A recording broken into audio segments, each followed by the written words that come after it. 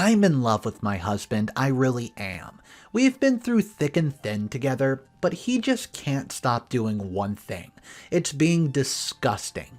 And this time he took it too far, and I caught him pooping on the floor. This is a throwaway account for obvious reasons. My husband is a 43-year-old man. He and I, 42 female, have been together for over 20 years, most of it being very happy. He's always had a questionable relationship with alcohol. He often drinks to the point where he doesn't show up for plans, or forgets to call me, or won't answer his phone for hours, and I don't even know where he is. And he keeps drinking even though he says he'll stop, but then blacks out and does something embarrassing, and so on. I've collected him from bars that he was getting kicked out of many times, found him on the streets or other places drunk, and lost, and have gotten him home each time before the cops got him or somebody robbed him. I don't like to travel and leave him by myself, because if he starts drinking, he tends to neglect our animals. He's never been abusive, and we don't have any issues with infidelity. He spends a lot of time hungover and sleepy all day. He lost his dream job well over a year ago, and even though he's behaved the same way he did while he had it, his behavior seems different now that he's jobless and acting this way. I've tried to be patient over the years, because I'm not perfect either. I also like to drink, but not like he does. I've had so many talks with him ranging from compassionate to angry to indifferent to resigned. I've suggested we both stop drinking.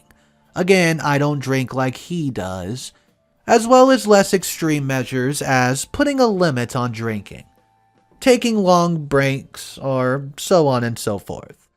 He does not like to talk about his drinking or how he acts during it, and often won't. He'll usually get mad at me for bringing it up. Even if I'm just like, hey, do you know that I've had to come and get you out from the bar last night because they were about to call the police and take you downtown? Well, he has no recollection, and not answer or just walk out of the room.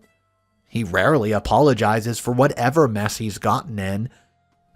And, well, usually at the cost of my sleep, since I have to get up early for work. I feel terrible even writing this because, well, he is a really good guy. There's so much more to him than what I'm talking about now. He's smart and funny, and we really are best friends. I just am getting to the end of the line when it comes to him and booze. I can tell he feels badly about the things he's done, but he'll never actually talk to me about it. So it's like he doesn't respect me or care that I'm worried, and spend so much time getting him out of this mess and cleaning up after him. I do realize this could be depression, but I've tried for years to talk to him, to be there, to be supportive, usually just to get the silent treatment in return. Anyways, over the past year, he started farting really loud while drinking. I hate it so much. He does it and laughs like a little kid, and I've begged him to stop. I yell at him and stomp out the room when he starts to do it because it's so idiotic and straight up disgusting. He knows I hate it. These aren't normal farts, they're loud and gross and turn my stomach inside out. I can't believe anyone would act so cringy. The next day, I always tell him if he needs to check himself because they sound wet. Why would he do this? He knows I hate it and find it absolutely repulsive. Why would he want me to be disgusted like that? I would never, ever, ever purposefully do something to disgust somebody, especially as a grown adult. He doesn't do it around other people, so he does have some basic shred of awareness. Fast forward to this past weekend. We were drinking and talking and it was going well. He hadn't been drinking in about a week, and it was nice to talk to him like an adult. Because in addition to him not talking to me about issues that are clearly bothering him, he just doesn't like to have conversations with me at all. He usually starts lecturing me about something or asking me if I've taken care of tasks that need to be done. But he was acting like a grown-up and treating me like one. It was fun. I can't believe we're in our 40s and I have to write that. I've been away on business and was telling him about the meetings that were successful. But then the farting started. Suddenly, his face contorted and he ran into the bathroom. I've run over to where he was standing, and there was a huge piece of actual poop on the floor.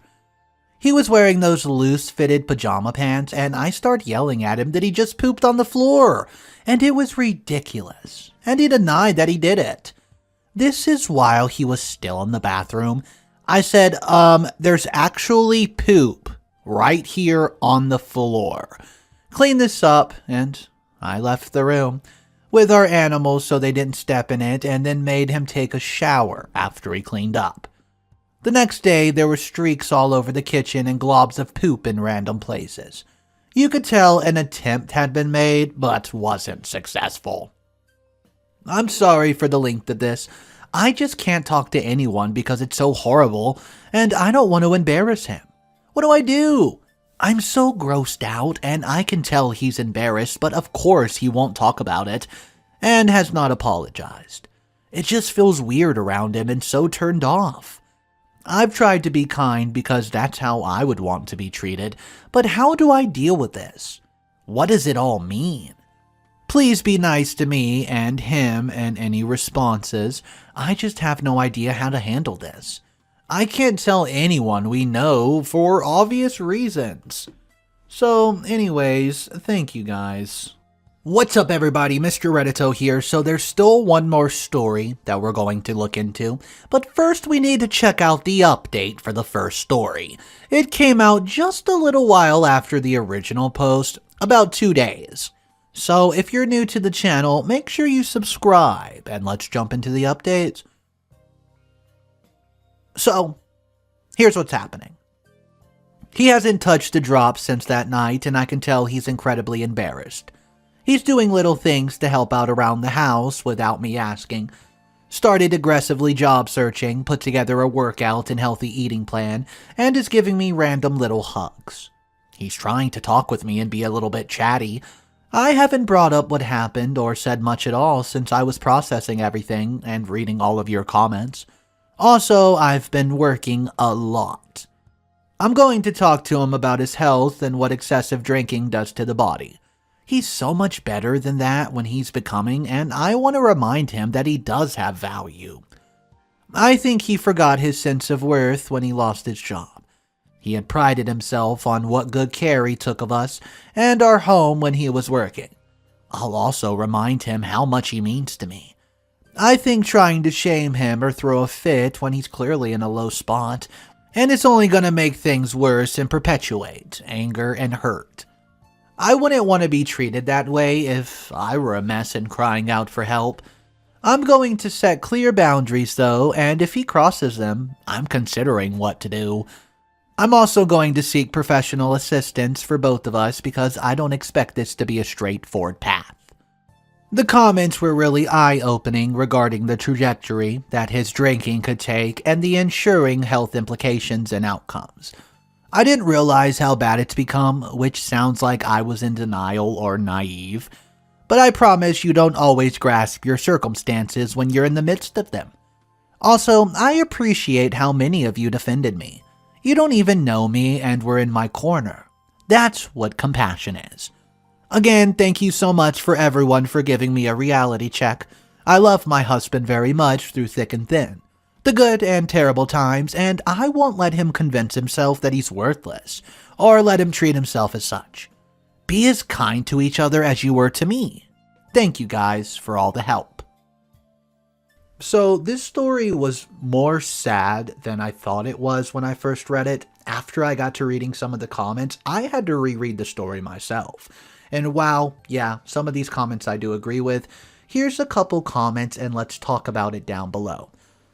Hey, he also apparently talks down to her and is condescending. Enough for her to mention how having a normal grown-up conversation was a nice change. Why on earth is she still with this man? And then this is where the second comment answers that, and this comment got a heck of a lot of response from the commenters. Because she's an alcoholic too. That's my guess. She says she drinks as well, but not as bad as him. But she still drinks with him, knowing how he gets. Who would want to have cocktails with that lowlife? Only someone with their own addiction, I suspect. So yeah, there's just numerous comments about that. Just let me know your exact thoughts on this one, guys.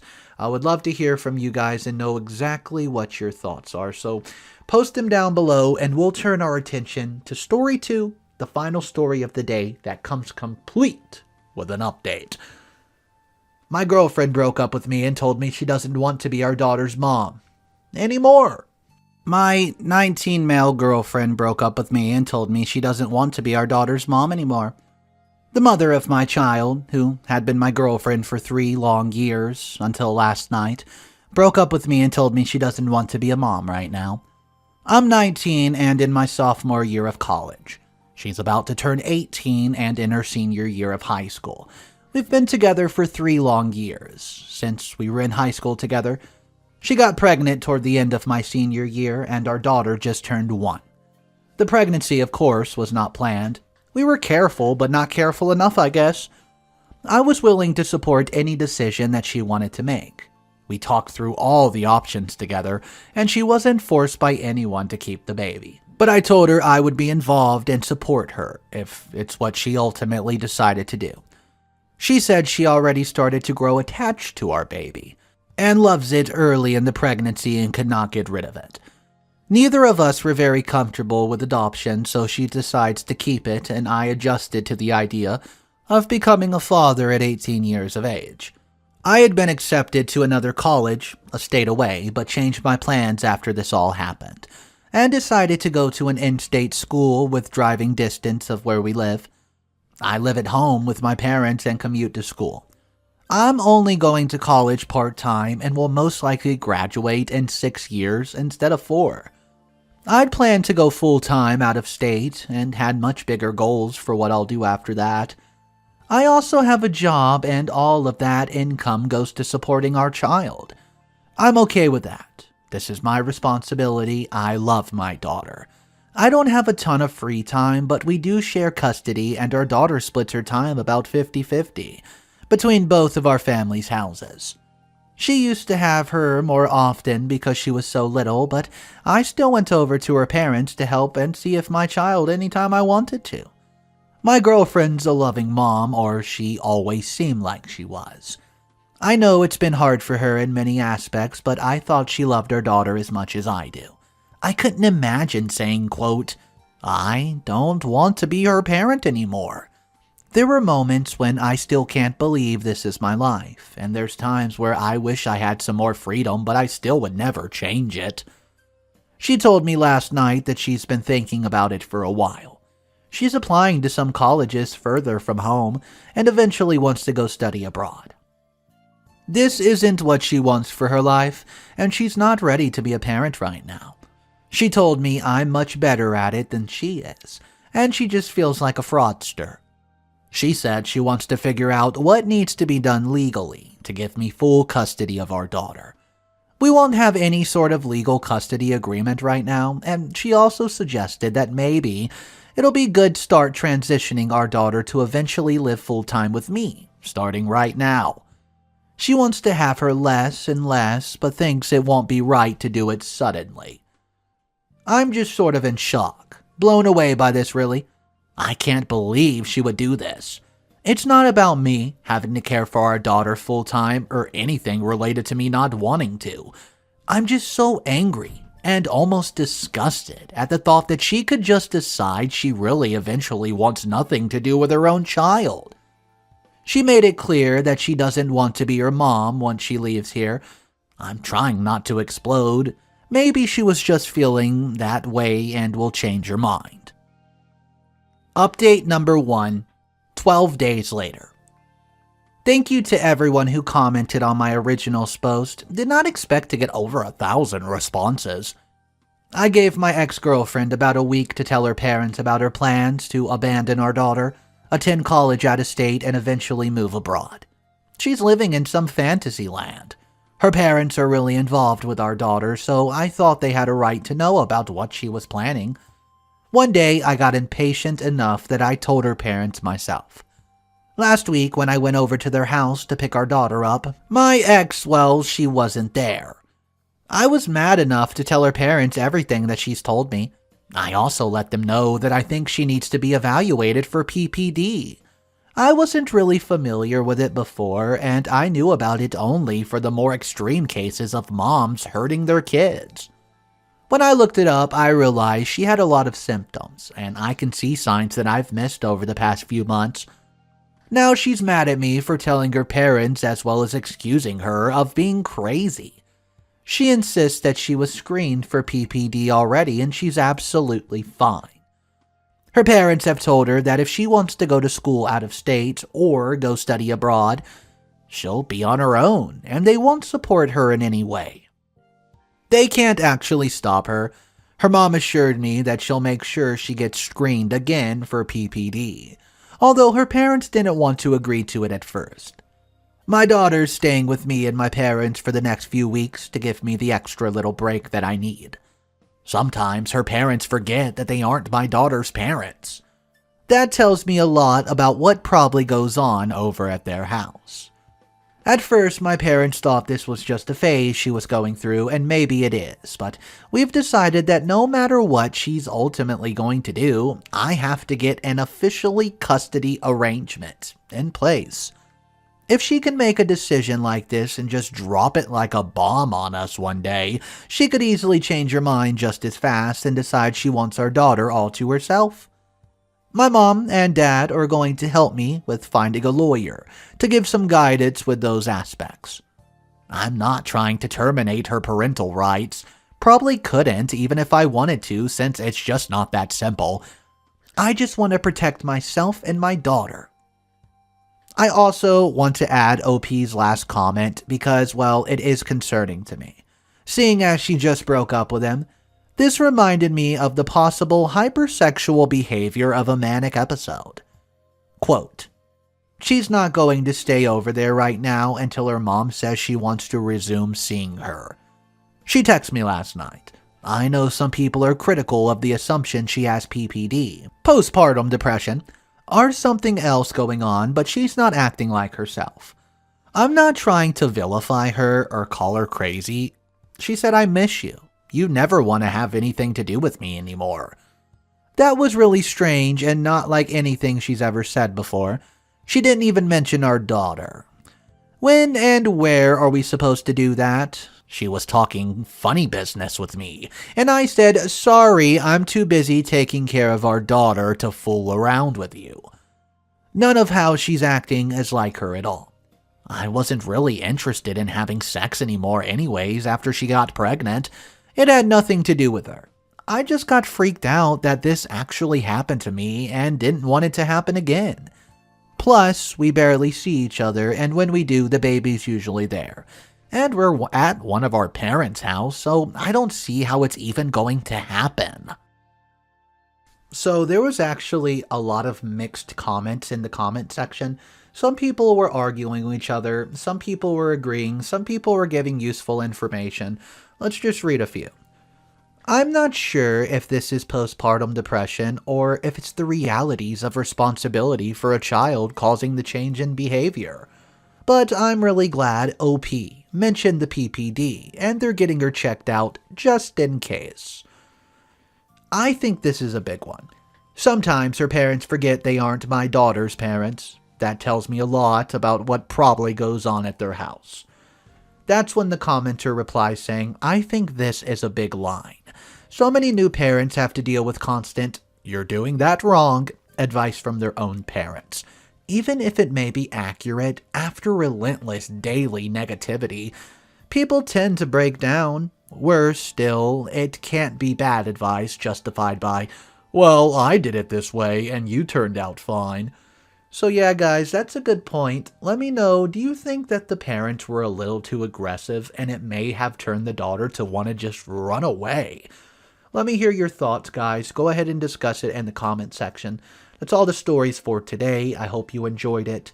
If you do want to support the channel, it's pretty simple. The best way to do it is just to subscribe.